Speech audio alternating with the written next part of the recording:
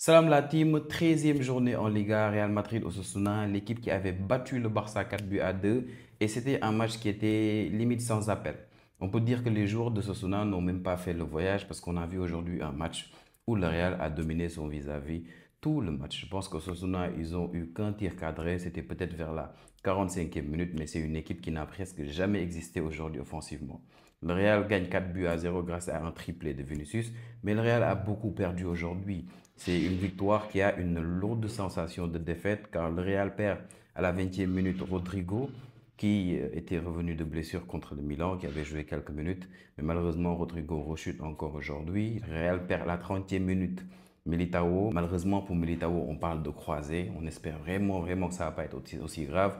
Quand on sort de ce genre de blessure-là, il y a toujours une crainte de rechute et aujourd'hui, on craint vraiment le pire pour Militao. Rodrigo est sorti en larmes, Militao aussi. On a vu des joueurs comme Lucas Vazquez qui était vraiment lui aussi très inquiet par rapport à la blessure de Militao. Et à la 40e minute aussi, Lucas Vazquez était blessé. Il n'en pouvait plus, il voulait sortir, mais malheureusement, Ancelotti n'a pas voulu prendre le risque parce que tu as trois fenêtres de changement. Donc, si tu fais trois changements en première période, en utilisant les trois fenêtres, c'est fini. Tu n'as plus que la mi-temps pour faire des changements. Après la mi-temps, tu ne pourras plus faire des changements en deuxième période. Donc, Lucas Vazquez a continué à se gérer, même il ne courait plus, il faisait plus beaucoup trop d'efforts. C'est en deuxième période maintenant, à la mi-temps surtout, en ressortant que Modric l'a remplacé, ce qui a permis à l'équipe du Real d'utiliser sa troisième fenêtre de changement en deuxième période. Le Real se rassure parce que aujourd'hui, après cette défaite-là contre le Milan AC, on avait besoin de voir un Real offensif. Et aujourd'hui, Vinicius et Bellingham ont permis à cette équipe-là de retrouver cette offensivité-là. Et quand je parle d'un Real qui gagne mais qui perd beaucoup, ça va au-delà des blessures parce que la première blessure de Rodrigo à la 20e minute, il y a Brahim Diaz qui rentre et Brahim Diaz, je vous assure, il fait un super bon match après. Donc il a fait même un meilleur match que Mbappé, je trouve.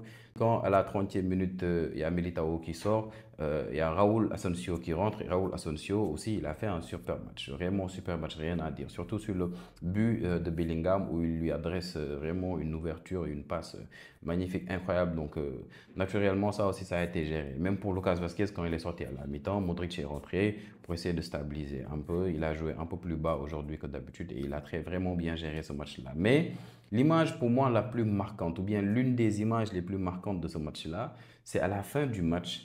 Mbappé qui va directement au vestiaire. Ça en dit long sur l'état d'esprit du joueur. Actuellement, Mbappé n'y est pas du tout. Si aujourd'hui le Real ne devait que s'appuyer sur Mbappé pour retrouver cette force offensive-là, pour retrouver cette efficacité-là, le Real n'allait pas y arriver. Donc aujourd'hui, on a un Mbappé qui depuis 7 matchs n'a marqué qu'un seul but avec cette équipe du Real. Et aujourd'hui, après la sortie de Vinicius, après son triplé, on a vu Mbappé jouer à gauche, Hendrik jouer neuf et on a vu Arda Güler à droite.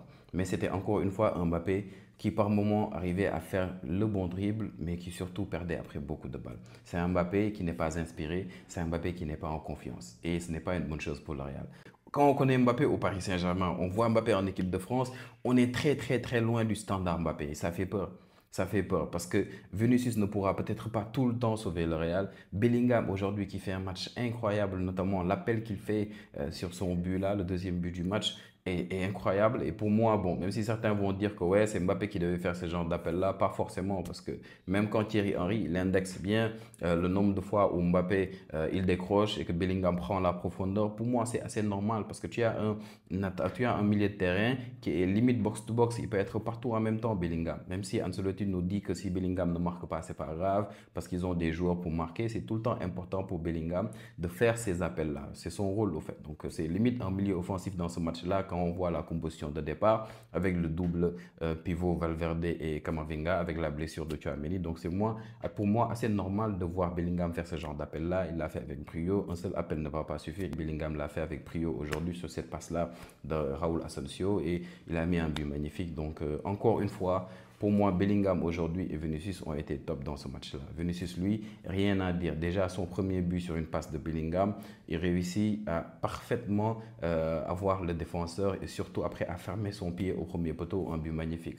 Donc ces deux autres buts aussi ont été top, surtout le dernier, je trouve, sur cette passe de Lunin où Vinicius réussit à contrôler rapidement cette balle avec sa vitesse incroyable, l'appel qu'il fait pour tromper le défenseur. Quand Vinicius a la balle, il coupe la course du défenseur, il se met juste devant lui, donc le défenseur avait le choix choix à soit avoir un carton rouge ou bien le laisser faire. Et Vinicius a été très intelligent, il a triplé le gardien et c'était son triplé. Donc aujourd'hui, un match incroyable de Vinicius, un match incroyable de Bellingham. Fran Garcia sur le côté gauche, offensivement, fait un meilleur match que Mendy, mais ce n'est pas une surprise. On sait tous que Mendy, offensivement, c'est pas trop ça. Donc aujourd'hui, on a vu qu'Ancelotti a préféré mettre Valverde latéral droit quand Vasquez est sorti.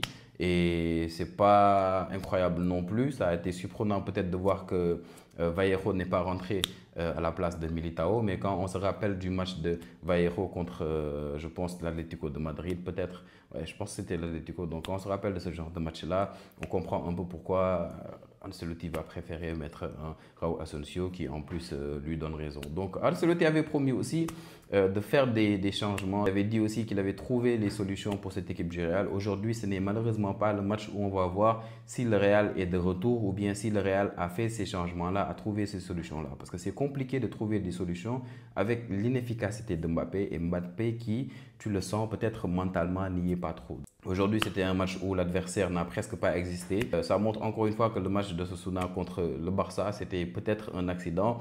Et pour ceux qui se rappellent du contexte du match, qui se rappellent de ce match, je l'ai débriefé, vous pouvez regarder. C'était un match où le Barça avait beaucoup changé. C'est un match où Hansi Flick s'était trompé, a tourné au mauvais match parce que c'était une période où Osasuna ne perdait pas à domicile. Maintenant, ils ont déjà perdu à domicile contre Betis, je pense 2-1. C'était il y a 2 ou 3 matchs.